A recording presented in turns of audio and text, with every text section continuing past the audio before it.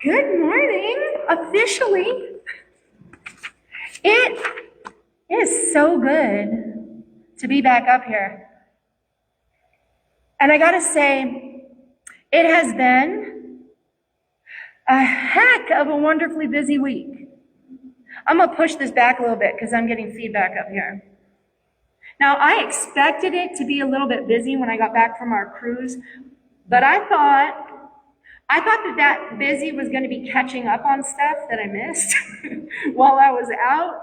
I did not realize that I would be the one creating my busy. For those of you who don't know what I'm talking about, yesterday was the first day of my 5-week workshop called Entering the Sacred Now, 5 weeks to Power and Presence. And again, that began yesterday at 10 a.m. And it's going to go every Saturday until August 30th. Now, before Mike and I started making plans for our trip, I knew I was going to do this workshop. And I had everything all figured out, and I had it laid out, and I had it ready to print. I mean, it was neatly packaged and ready to roll. And each week of the workshop was designed to kind of dive more deeply into those sermons that we did last May, June. And all the pieces seemed to fall easily together the first time I laid them out. And so I was very confident when we got on that boat that I wouldn't want to make any changes. I thought I was way ahead in the game. And then it was actually before we left that this happened, but it didn't occur to me that it connected with the workshop. But all of a sudden one day, kind of all at once, everything shifted. And when it did, I understood things very, very differently. And although there are a whole lot of points in the workshop that are still aligned with my present understanding, there were others which were either kind of not going deep enough, or which I realized could potentially inspire participants to place kind of a stumbling block in their path to getting to the here and now. So without going into any detail, let's just say that I spent this whole entire week rewriting the whole workshop. All 5 weeks. So yes, it was busy. But yes, it was my choice. Because that busy that I created, that's all about you. It's about you and everybody else living in this world, and that's what I'm led to do. And being led in this way is something I am wordlessly grateful for. So yeah, it was busy, but I'm grateful for busy. And while I'm on the subject, if you wanted to attend the workshop, am I the only one hearing feedback up here? You guys hearing it? I'm hearing a woo. Okay, nobody else, it's just me. All right, if you wanted to come to the workshop and you didn't sign up because you were concerned about affordability, we do have a couple of scholarships available, so come see me afterward and we will see what we can work out, okay? Now, it's been a couple weeks since I was up there, so we are gonna do a quick refresher. So I know you had 2 weeks deviation between Marvin and Jerry, and now we have to figure out where we were when I left, right? Excuse me, all the frogs. So this is talk 4 in a series about truth and faith, okay? And this whole series, the idea behind it's where we move from faith, which faith, as I outline it, is I trust you, and since you say God's real, I'm going to have faith that that's true. Okay, and we move from that into belief, which says, I've seen some evidence. I've seen in my life and in the world, I've seen some evidence that there's a divine plan, right? So I believe now that God's probably real, but I'm not sure, right? I believe. Okay, I want you to stop for a minute. And I want you to consider a time when you have asked somebody to answer what should be a fact, right? So they answered, I believe it's, what time is it? I believe it's noon. No, it's 4 o'clock. Okay? That belief does not mean adherence. Okay? An even bigger idea behind this, one that really can throw people off of their belief pathway. This is an example of the kind of shake I'm thinking of. So if you're asking somebody, right, what bus do I take to get to my church in Arcadia? And somebody says to you, I believe it's 408. They define that path for you, right? And you get on bus 408 and you end up in Albuquerque. Okay? That is the kind of thing that happens when you have an ungrounded belief. Right? Oh, I believe all these things. Wait a minute. What happened here? Okay? So these final 2 talks are supposed to lead us deeply into belief so that we come out knowing.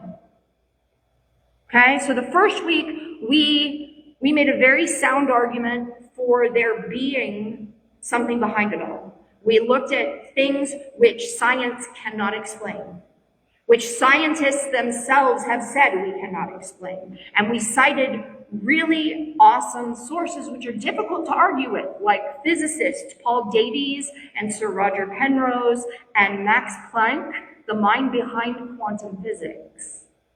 We explored echoes throughout all of the different faith traditions and all of the stories that have been passed down through cultures, which speak to the idea that we know colloquially as the golden rule, okay? Do unto others as you would have them do unto you. It is in every faith tradition.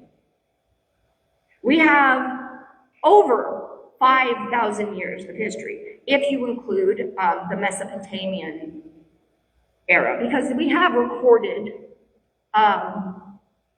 glyphs and such that point to that truth.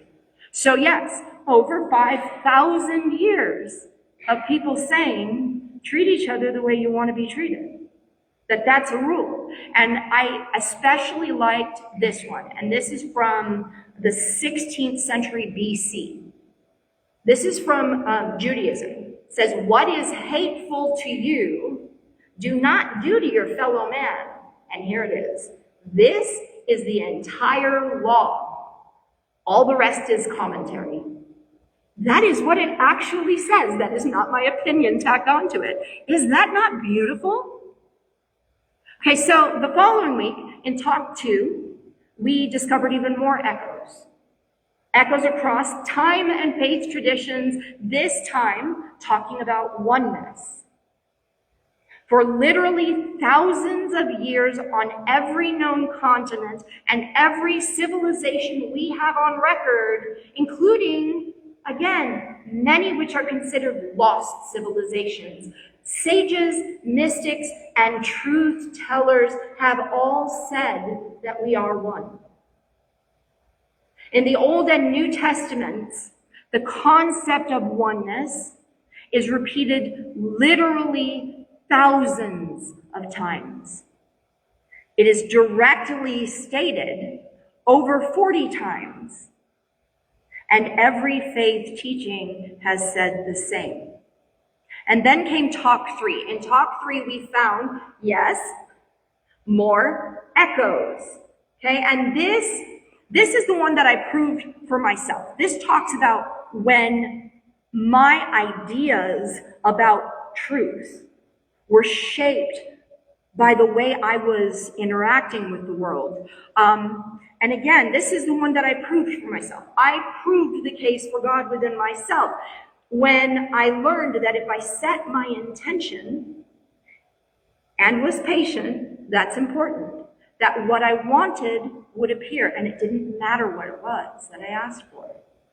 And I found out that was true because I set my sights on a Louis Vuitton Papillon bag. And you all know I don't shop retail, right? Okay, so a Louis Vuitton Papillon, I'm going to find it in a thrift store, and I did for 10 bucks.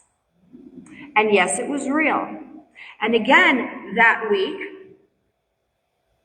I brought in my favorite Louis Vuitton bag, and I have bought many since, my favorite, also authentic Louis Vuitton bag and wallet for everyone to see. I paid 75 bucks for that bag. The price tag is over 2,000. And it was spanking new. Are you confused at what that echo was that we explored in week 3? No, it was not a gospel about fashion or frugality. This time that message was, and I'll only cite one of the great many biblical references. There are scores and scores of them, but this is Matthew 8:13. It is done to you as you have believed. That echo is that your thoughts make things. Again, over and over, every continent, every faith, every sacred teaching. So where do I go from here in talk 4? When we left for our vacation, I didn't know where I was headed because I generally don't, right? I just aim and it unravels.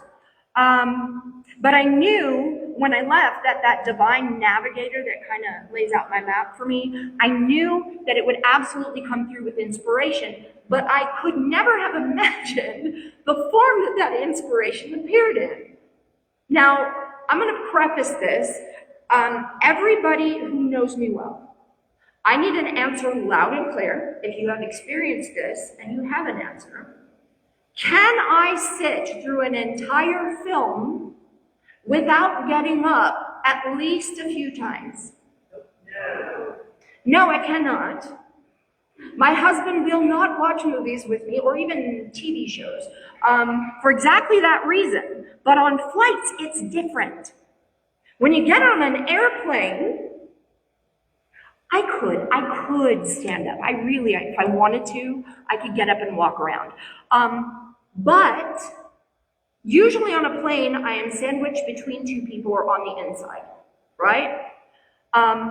So I don't want to move and upset people, and I'm strapped in. So I sat through a whole movie. Okay, and I told Mike before we got on the plane, I'm looking forward to a movie. I'm looking forward to somebody confining me to my seat so that I can sit through a whole movie. Now, knowing this, I was anticipating being able to log in and see the great many wonderful things that they were prepared to show me. And Mike will tell you, I could not, for the life of me, get my phone to connect with the airline's Wi-Fi. And I was kind of frustrated. And then all at once he looks over and he's like, how'd you do it? I said, I have no idea, but I did. I chose to watch Wicked. And I've seen it on stage. And I thought it was wonderful. So here I am, okay? We have just boarded our first flight on our pathway to Fort Lauderdale by way of Chicago, which is kind of weird. So we flew from here to the Chicago O'Hare, and then we caught a plane there to Fort Lauderdale. And I'm gonna say, if you ever get a chance to go to O'Hare, Midway? It's Midway. I bet they have them in O'Hare too. Garrett's popcorn and nuts. It's the best. They have the absolute lockdown. And you know how I feel about popcorn, y'all. I was very happy. So yeah, total tangent. So here I am. I'm on a plane, and I see the movies offered, and I choose Wicked, and it's wonderfully done. I've never seen it in a movie format. And I was surprised at how well it was done, because often musicals don't translate well to film, right? But it was in the midst of one particular scene that divine navigator I mentioned handed me the map to today's talk, and that is this.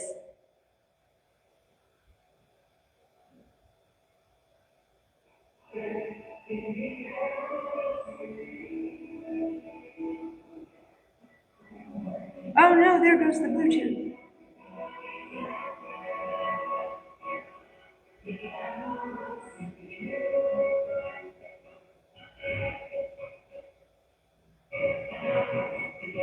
Dang it, we're gonna stop that there. That Bluetooth thing works really well sometimes and not other times. But that cleared everything up for you, right? Even without the audio, you know exactly where I'm going, right? Oz, of course. No. So my ears heard this song, and I'll fill you in on what this is. And then suddenly, in the midst of this song, it became clear. And the lyrics that inspired that was one short day in the Emerald City, one short day to have a lifetime of fun. One short day. And I know we've all read the bumper sticker, we've seen a meme, or someone gave us or wore a t-shirt that said to live each day like it's your last, right? We've all seen and heard that. And that is a wonderful idea, to live as though there's no tomorrow, because there isn't. I want you to think about that for a minute. Tomorrow is an idea. It isn't a thing. Have you ever arrived at tomorrow? Anybody? Have you arrived at tomorrow? I didn't think so. Because you wait and you watch and you plan, and then before you know it, tomorrow turns into today. You will never get to tomorrow. That is fundamentally true. Watch any clock go from 11:59 p.m. to 12 o'clock a.m., and you will see that tomorrow never exists within that space. When you get there, tomorrow is gone and today is here. But what if we knew no yesterday? What if we had no frame of reference for anything? What if we landed here all fully formed and aware in this place of noise and movement and color, but without any idea of how to begin to form an opinion or a belief about any of it, because it's all brand new? What would that one day be then? What then is that we behold nothing but wonder and beauty. Everything's a marvel. You want to begin to know God? You want to begin to know that there is something greater than what you think you know? Not the facts that you believe. If you want to know the truth, not the truth of a situation or the truth about some idea, but if you want to know the truth with a capital T, you have to stop believing that you know anything at all. As long as you believe you know anything at all, you will always be separated from truth by your belief. Makes that idea from week 3, it is done to you as you believed, seem a whole lot different, right? The feelings that you have about the world, about the people in the environment around you, and perhaps even more importantly, the feelings that you have about yourself, they begin to shade everything that you see. And the more shaded by your thoughts and feelings it all becomes, the more and more concrete those feelings become until it's a belief. And once it becomes a belief, something as you hold as truth to your thinking mind, you will never cease to find fuel to support that belief. Here's an example of what I'm talking about, okay? There's this man, we're gonna name him Thomas. And he moved into a new neighborhood, and he loved the peace and quiet. He was finally in suburbia, okay? He was so happy to have a yard, both front and back. But the very first morning when he awakened in his new house, he heard a dog barking next door. It was loud, and it went on and on and on. And Thomas thought, ugh, these new neighbors are so inconsiderate. This is going to ruin everything. If this keeps happening, I'm not going to be able to live like this. Meanwhile, on the other side of the fence, that dreaded neighbor, Marie, she had just adopted a rescue dog, a shy and frightened little golden pup named Luna. Every bark to Marie was a song of healing. She thought, she's learning to trust. She's finding her voice. Every morning, Maria smiled when she heard her dog, Luna, bark. Because for so long, Luna was afraid to be anything but silent. So when Luna barked, it meant to Maria love and new life in her home. It was the same sound. It was the same dog, but two completely different worlds because of the thoughts and beliefs that created the filter through which they lived. But what if we could see things from eyes which are new? Like brand spanking new, no thoughts, no experiences to draw from. I remember the very first time that my oldest son, Joey, noticed his own reflection. He was about 4 months old, and I was holding him facing out in front of a mirror, and his eyes just got wide.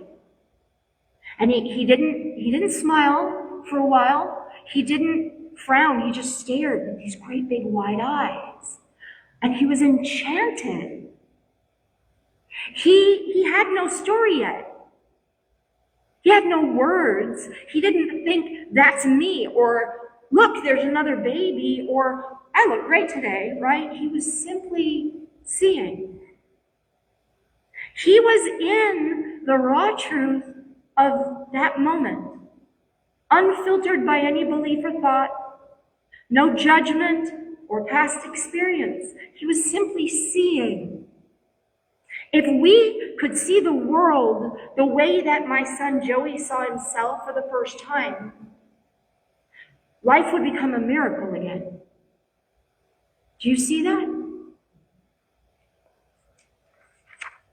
I'm going to ask that if you have trust in the process, and if you have trust in this safe space, and trust in the idea of a divine spirit of love, I'm going to ask that you participate in an exercise. I understand that this might feel like more than some can handle in this moment, and that's okay. All right? If you choose not to participate, please quietly hold space in loving support for those who are. So Gordon is going to pass these out to the people who choose to do this. What these are little sleep masks. Okay, these are the kind of masks that you put on when you're trying to sleep and the light bothers you. It's to create darkness for you. Now, before you put them on, if you need to move to a place where you can be more comfortable, where you can truly relax and rest and be receptive, please do so. If that means you got to lay down on a pew, go for it. Okay? Do whatever you need to do to feel most comfortable. It's very important to this process. And I'm going to wait a minute till everybody's ready.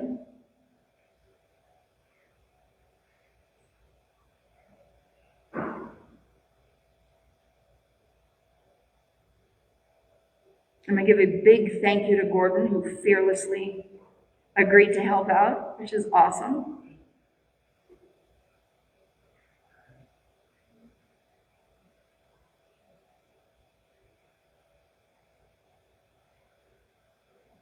Everybody ready? Yeah? Okay. Now, I'm actually going to turn the music through my phone because this is not working well. Okay? Give me just a moment. I'm going to grab that and change the track a little bit because that Bluetooth is not being receptive. And I have a speaker. She's on. I'm going to pull up my favorite. This is what I listen to when I'm writing. This is my open up your brain and let it just flow out. And it's actually called Talk with God. So this is what I play. Ooh, that is loud. I don't play it that loud. All right. Now let's take a breath from all of this movement that I've just done and just become still.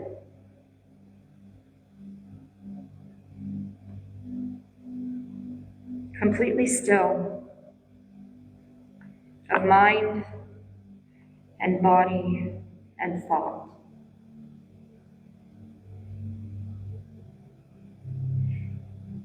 Your body is going to continue to function perfectly without your instruction. It's designed to do that. So for the moment, allow your thoughts concerning your body to just gently fade away into silence. In the space of darkness, there is no form.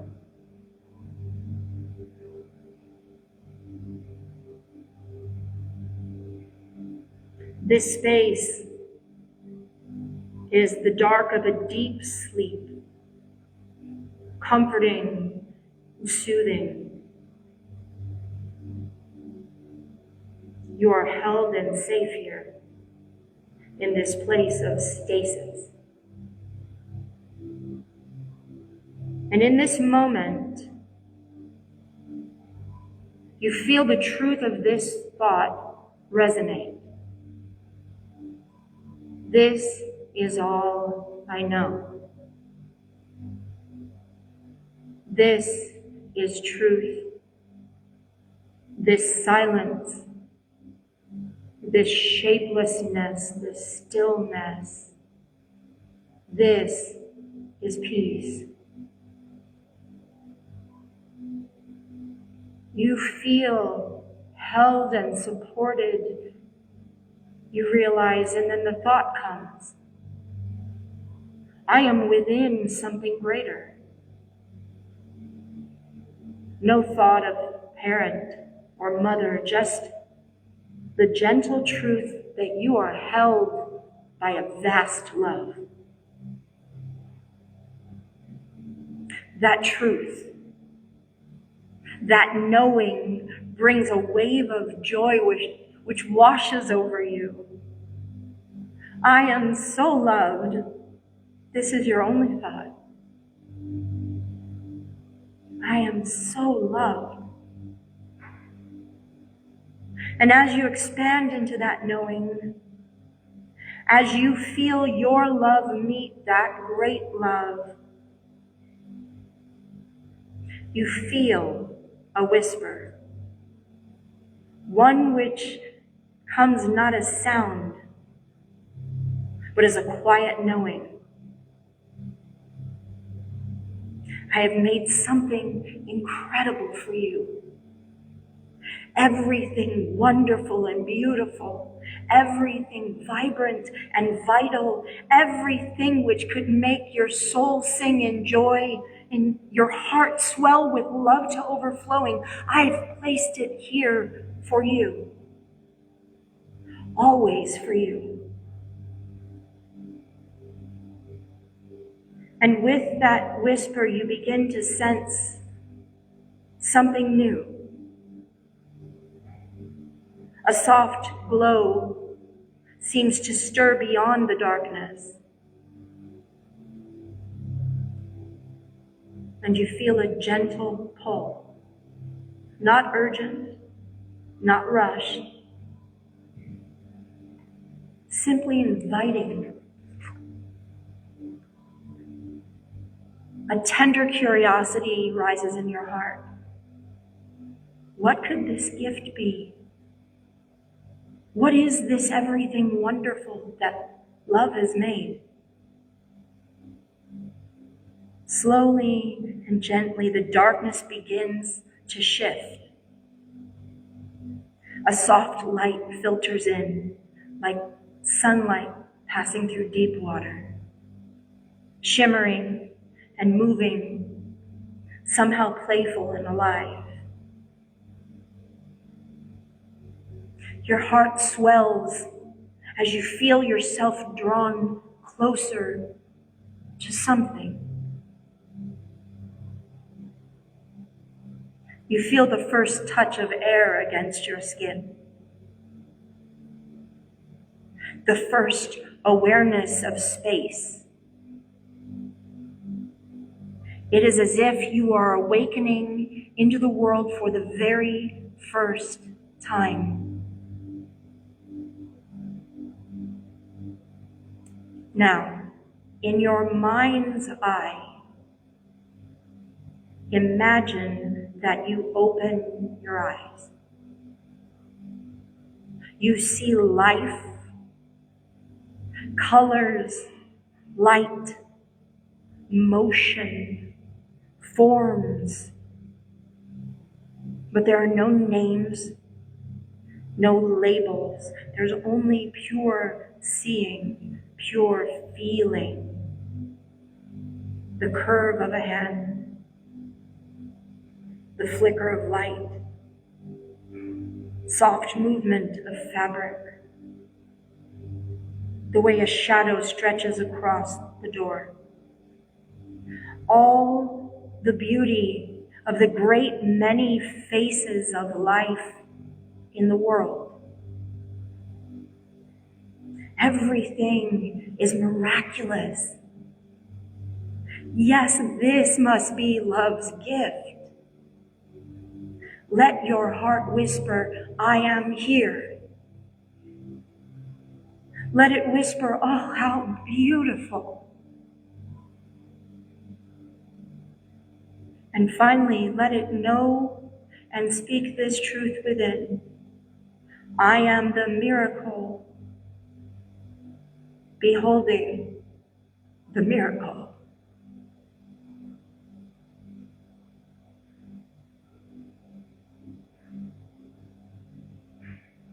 In that place, in that gentle, still knowing, just take a few breaths here. Soak in this first imagined sight, this first awareness. See in your mind's eye all of that incredible wonder. Rejoice in it, in this eternal now.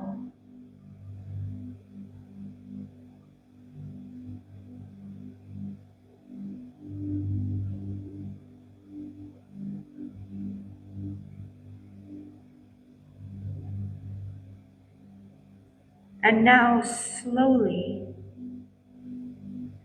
gently bring that awareness, that wonderment to this room. Feel yourself here in this moment, brand new, free of yesterday, free of tomorrow, free of judgment and context, free to behold the truth.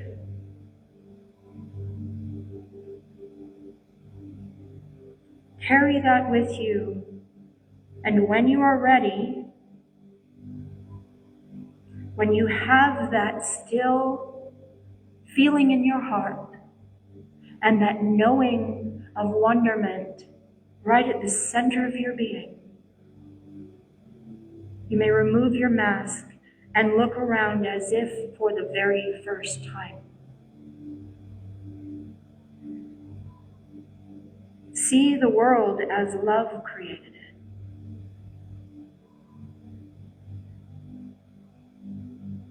See the beauty that was always here.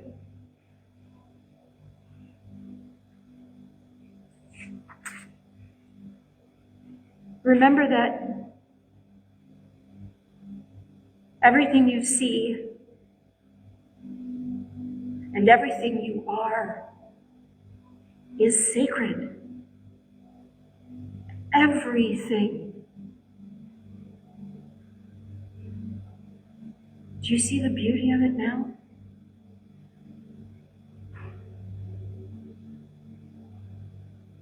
It has been here all this time, waiting for you to greet it. It has always believed in you. What do you believe?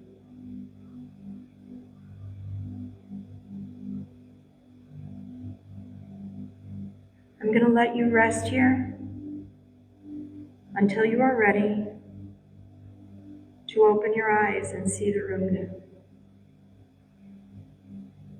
And we're going to take a few moments to just explore this newness in sight. Be with it for a while. No thoughts. The rest of the service can wait for a little while. If you see something incredible that you want to look at more closely, go look at it more closely.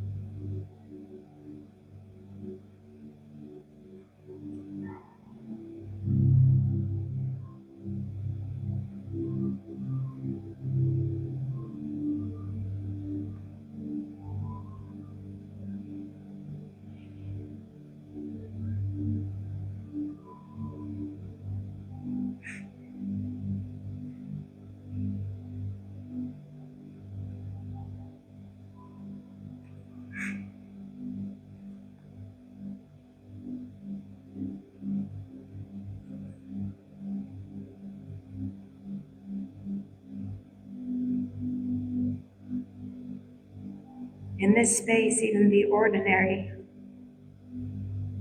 is astounding.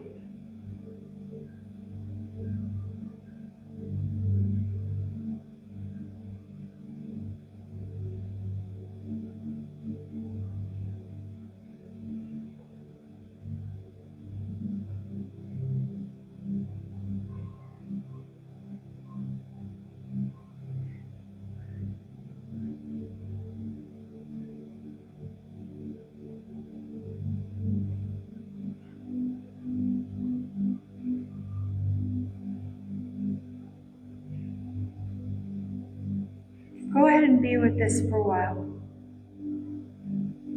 When we're done today, if you just leave, you can leave your blindfolds on the pew. You can drop them off in front. You can bring them to me. But stay here in this space where everything is beautiful, where everything makes sense.